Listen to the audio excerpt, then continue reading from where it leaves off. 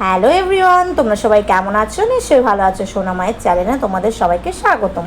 তো তোমরা হয়তো ভাবছো যে আমি হঠাৎ করে কোথায় আসলাম। না, কোথাও যাইনি, আমি আমার বাড়িতেই আছি, মানে অন্ধ্রপ্রদেশে আছি।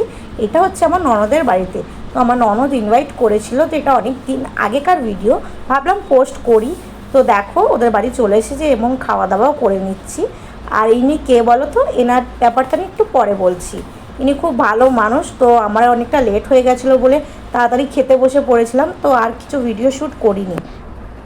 তো তোমাদেরকে তো বলেছি ইনি কে হয়, তো দেখো উনি কি বলছে। একটু হাই করে দাও, ইউটিউবে ছাড়া হবে কিন্তু। তো উনি হচ্ছে আমার সম্পর্কে নন্দাই, মানে আমার ননদের হাজবেন্ড। তো উনি ছিল বাড়িতে, এই কারণে আমাদের ইনভাইট করেছিল। তো দেখো গ্রামের পরিবেশটা কত সুন্দর, তাই না? বেশ ভালোই লাগে।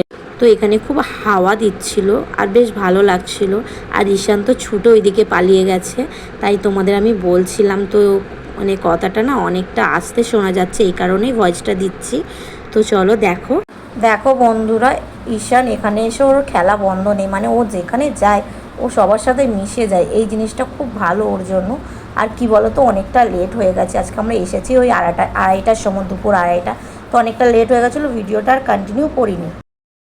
তো এটা সন্ধেবেলার দিকে, মানে আমার ননদ পাঁপড় ভাজছিল আর চা আর চপ এনেছিল, তো ওটাই খেয়েছিলাম। তো আর ভিডিও আমি করিনি। তো এটা তার পরের দিনকার ভিডিও, কারণ সেদিনকের ভিডিও আমি আর করিনি। তো আমরা একটু ঘুরতেই বেরিয়েছিলাম, মানে আমার ননদের কাকা শ্বশুরের বাড়িতে। তো ওনাদের বাড়িতে গিয়ে দেখি অনেক রকমের সবজি চাষ করেছে উনি। তো দেখো তোমাদেরকে ওটাই আমি শেয়ার করছিলাম। তো নানান রকমের সবজি, একদম সবুজ সবুজ, দেখতে বেশ ভালো লাগছে। আমরা কোনো দিন মানে গ্রামের দিকে এত কিছু সবজি চাষ হতে সত্যিই দেখিনি, এই ফার্স্ট টাইম আমি দেখলাম।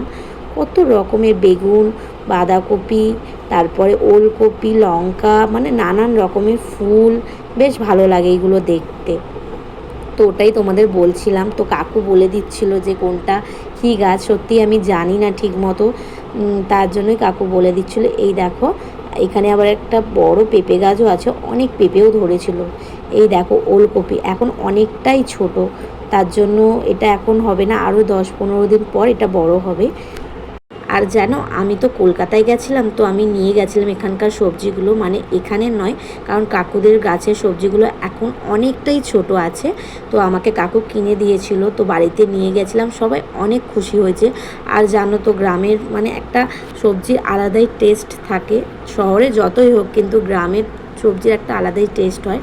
তো এবার তোমাদের নিশ্চয়ই জানতে ইচ্ছা করছে যে এই জায়গাটা কার বা কে এই চাষগুলো করেছে। তো ইনি হচ্ছে যে এখানকার মালিক, আর এখানে উনি চাষ করেছে। উনি তো কলকাতায় থাকে, তো আমার ননদই এগুলো দেখাশোনা করে। পালং শাক গাছ, কেউ বুঝতে পারছো এটা পালং শাক গাছ? হ্যাঁ, এটা অনেকটা ছোট আছে এখন, তার কারণে বুঝতে পারছো না, কিন্তু অনেক হবে যখন বড় হবে। তো দেখো এটা কাকুদের বাড়ি। হ্যাঁ, কাকু কিন্তু সবসময় এখানে থাকে না, উনি কলকাতায় থাকেন। তো মাঝে মধ্যে এখানে আসে, আর এইসব দায়িত্ব কিন্তু আমার ননদের উপরে পুরোপুরি। তো এই দেখো ইনি হচ্ছেন আমার ননদের শাশুড়ি মা। তো ওনাকে আমি জিজ্ঞাসা করছিলাম যে কি করবে এইগুলো নিয়ে যাচ্ছ। তো উনি বললেন যে এইগুলো দিয়ে নাকি ঝাঁটাকাটি বের হবে, মানে আমরা যে ঝাড়ু দিই সেই ঝাঁটা। তো বেশ ভালো লাগছিল শুনে। আর মানে এই পাতাগুলোকে নাকি শুকানোর পরে এর থেকে কাটি বের করবে। তো আমার খুব ইন্টারেস্ট লাগছিল শুনে, যে বেশ মানে গ্রামে সব কিছুই মানে পাওয়া যায়, কিছুই ফেলার জিনিস না। তো অনেকটাই লেট হয়ে গেছিলো, এই কারণে আমরা চলে আসলাম। তো আমরা 3জনই গেছিলাম, আর কেউ যায়নি। তো আজকের ভিডিওটা এই পর্যন্তই। যদি তোমাদের ভালো লেগে থাকে তাহলে একটা লাইক, কমেন্ট ও সাবস্ক্রাইব করে দিও। Bye bye.